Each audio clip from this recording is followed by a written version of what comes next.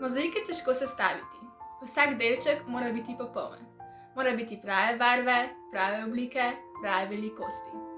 Če samo enega delčka ni, mozaik ni več popoln. Lahko bi rekli, da je tudi naše življenje mozaik. Vsak spomin, vsak dogodek je del tega. Bog pa ima za vsakega izmed nas pripravljen edinstven načrt. Vsi ti mozaiki pa so del nečesa večjega, del Božjega načrta. Mi moramo poskrbeti, da s svojimi dejanji ne pokvarimo Božjega načrta.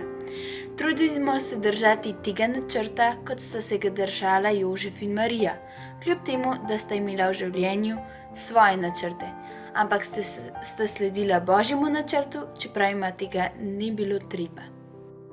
Na srečo ne bomo nikoli izvedeli, kaj bi se zgodilo, če se z Jezusovim rojstvom ne bi izpolnila Božja volja, če nas Jezus ne bi odrešil.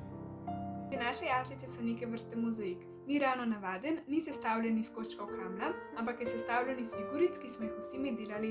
Vsak izmed nas je dodal en košček našim jaslicam in s tem smo sestavljali tudi našo razredno povezanost. Vsak mozaik potrebuje svojo podlago, ki pa mora biti trdna. V naših jaslicah smo to ponazorili s trdoto papirja. Najprej sveta družina, najtrži papir, saj mora biti osnova najpomembnejši del najtrši. Šele za družino in cerkvijo pridejo vse ostale stvari. Kot vidite, pa bi naše jaslice izgledale veliko slabše, če za njimi ne bi bilo svetle luči. Ta luč predstavlja Boga. Tri kralje je do Jezusa vodila luč, zvezda repatica. Nas pa po življenjski poti prav tako vodi luč. Vendar to ni nobena zvezda, to je Bog. In kot oni moramo tudi mi slediti luči in ne obupati, ne glede na to, kako težka je ta pot lahko. Bistvo srečnih jaslic je luč, ki jih osvetljuje in jim daje podobo.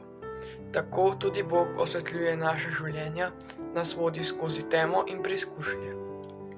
S tem, ko se odločimo slediti njegovi luči, izpolnjujemo Božjo voljo. Naše senčne jaslice smo sestavili tako, da je vsak prispeval en delček, potem pa smo jih sestavili v celoto.